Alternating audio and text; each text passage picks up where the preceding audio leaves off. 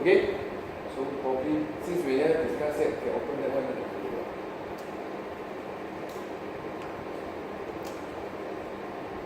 Yeah, almost every day also have a review of the photo.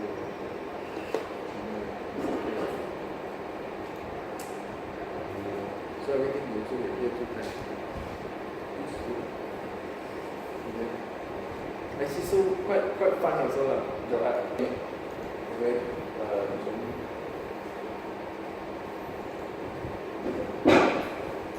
I also have a frame. Okay, so we load from it using so the map part we ignore lah. So now the only thing is different is actually we add a few things which is now right we actually listen to rotations So I think best if you try yourself Cannot really see because it doesn't move with you It depends on the internet.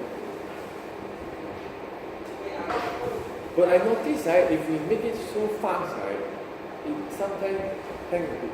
So there are two data. One is this one. I see whether it is here or not. So if it's flat, it will be flat. So if you start to move higher, the actually tilt a bit. This one's slower than that. I don't know whether you see it. It's actually, I think this is the only one word that I. So even though this phone are old, it's actually work better. You can compare, this one smooth, this one not smooth at all. Okay, that's the tilting one. Then also there's a rotation one. Which means when you move around it, auto. It's better try to look at a real phone. Slower. Like you say actually, if you move too fast, you just jump around. But why is that so bad?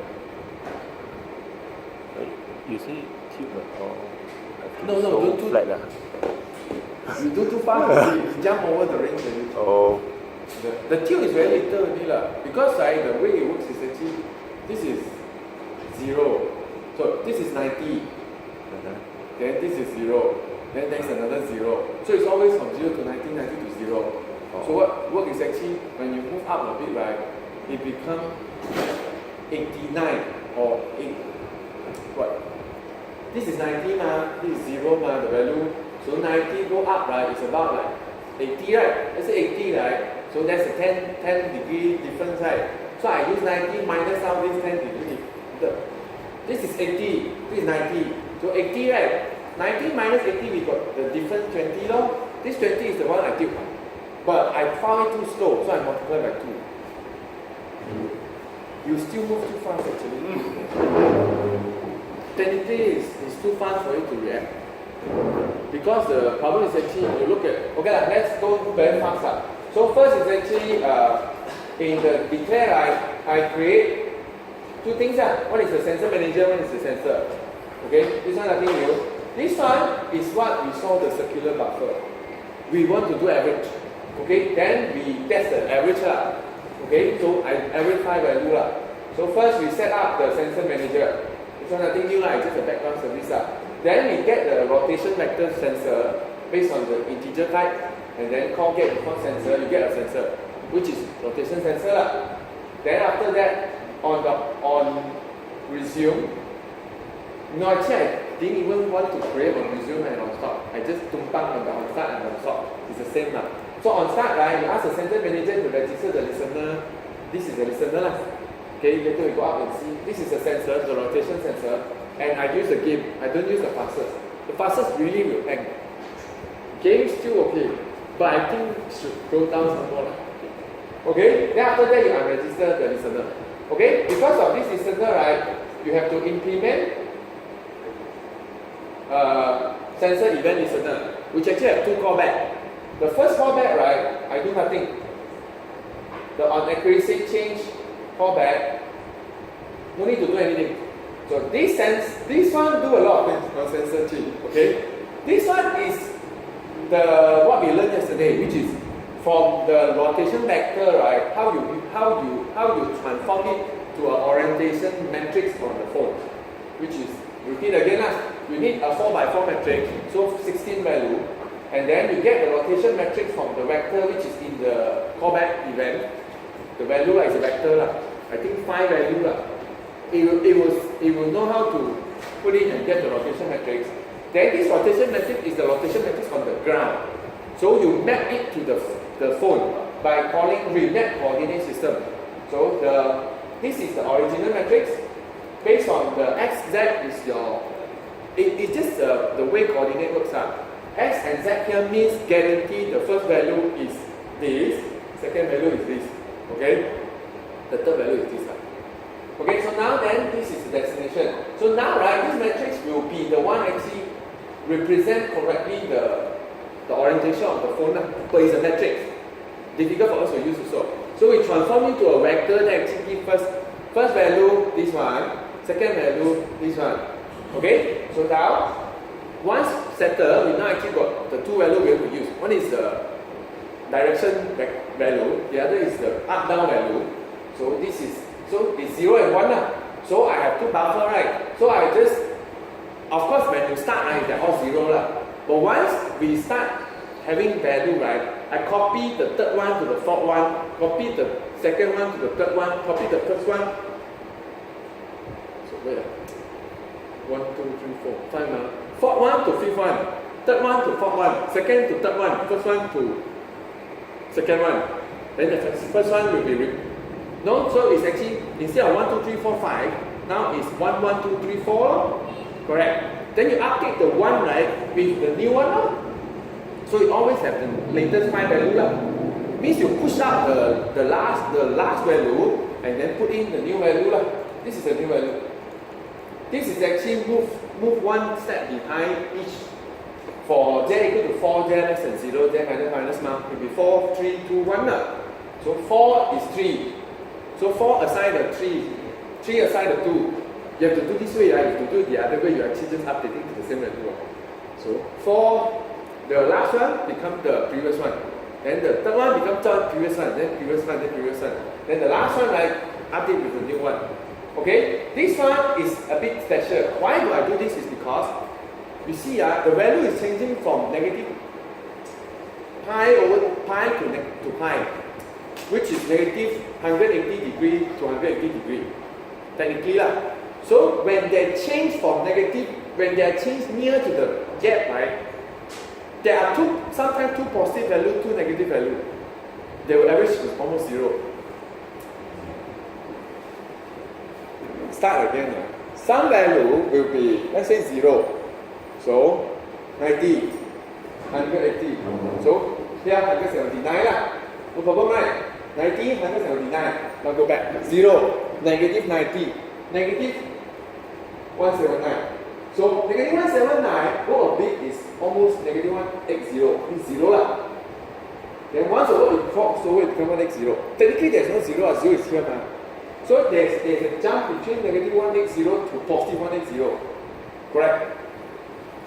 Again, this is 0. This is positive.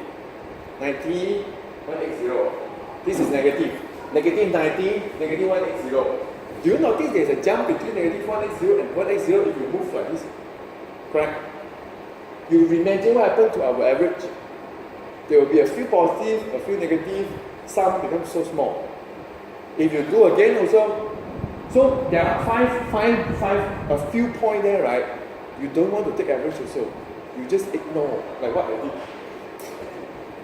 Which means that if I notice there is change of sign, right, in between any of them, right, I just don't let it rotate.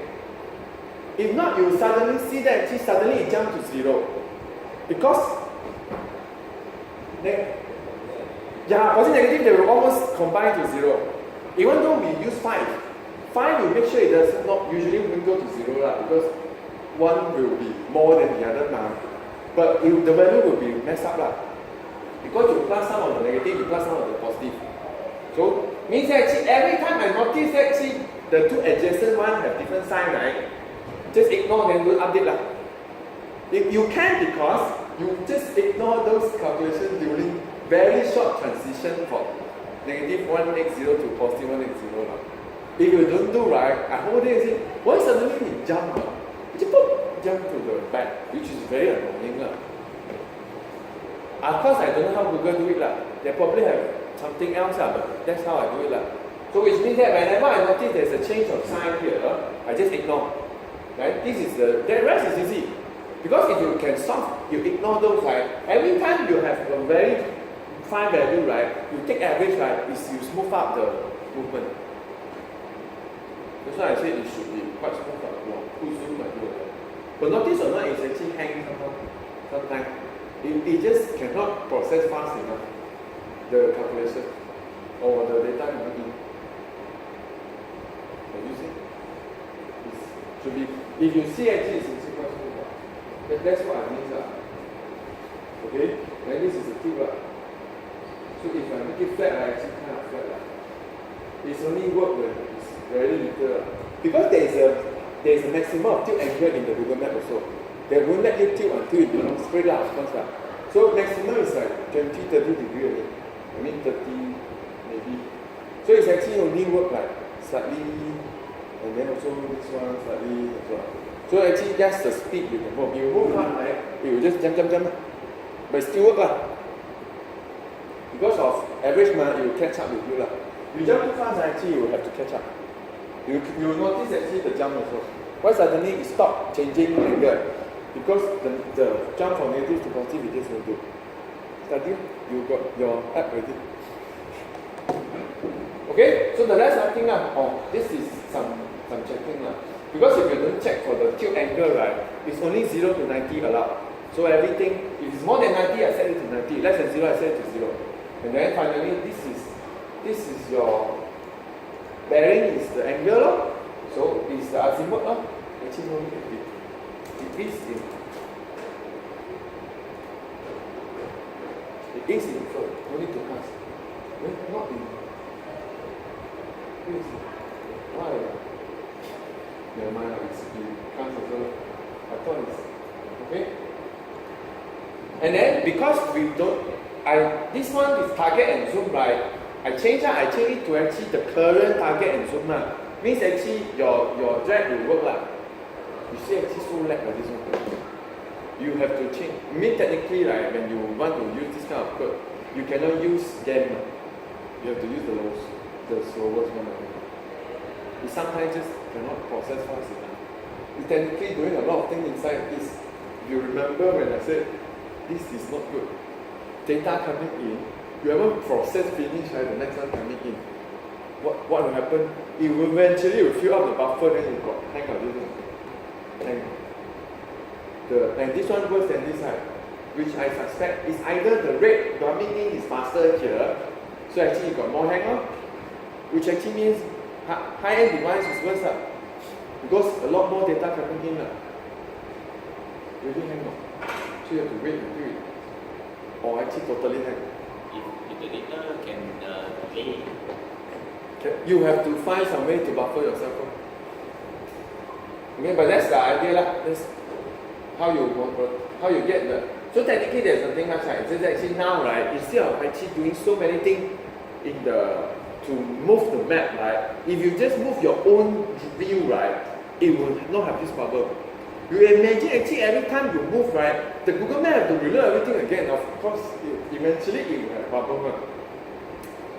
That's why I said, like, the Google Map itself do it differently. It has to be more efficient than this one. This is so much more efficient. You actually calling this every time sensor change. I think this is very heavy. This one. They have their own. They probably directly do it in their drawing. We are calling API to move the camera. There's a lot difference. But at least it's still working. It's technically when. Sorry. Can I stop for a while? Can. Okay. Hi guys, how's everything? Okay, so if